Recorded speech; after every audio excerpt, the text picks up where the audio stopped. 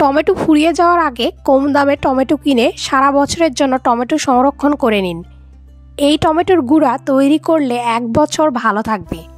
এটা 6 মাস ভালো থাকবে আর নর্মাল ফ্রিজে রেখে দিলে 1 বছর পর্যন্ত টমেটোর গুঁড়া ভালো থাকবে, যেটা প্রতিটা তরকারিতে আপনারা ব্যবহার করতে পারবেন এবং খেতেও ভীষণ মজার হয়ে যায়। 2 কেজি পরিমাণ টমেটো নিয়েছি টমেটোর গুঁড়া তৈরি করার জন্য। প্রথমে টমেটোগুলো খুব সুন্দরভাবে ধুয়ে নিতে হবে।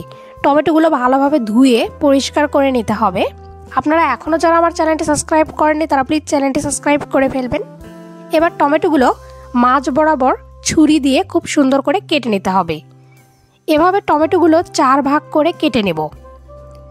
এরপর টমেটোর যে মাঝখানে যে বিচির অংশটা থাকে সেটা ভালোভাবে ছুরি দিয়ে ফেলে দিতে হবে, এটা নেওয়া যাবে না।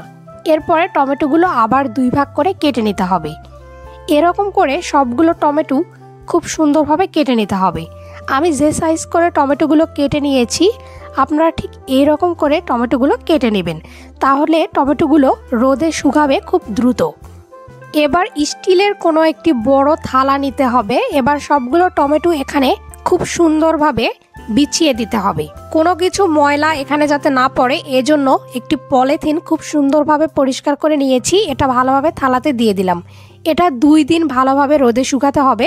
2 থেকে 3 দিন রোদে শুকালে টমেটোগুলো খুব সুন্দরভাবে শুকে যাবে।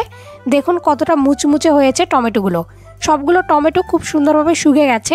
এবার এটা ব্লেন্ডারে ব্লেন্ড করে নিতে হবে। আমি ব্লেন্ডারে ব্লেন্ড করে নিয়েছি।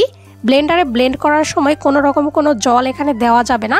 এমনিতেই টমেটোগুলো খুব শুকনো হওয়ার কারণে খুব অল্প সময়ের মধ্যে গুঁড়ো হয়ে যাবে।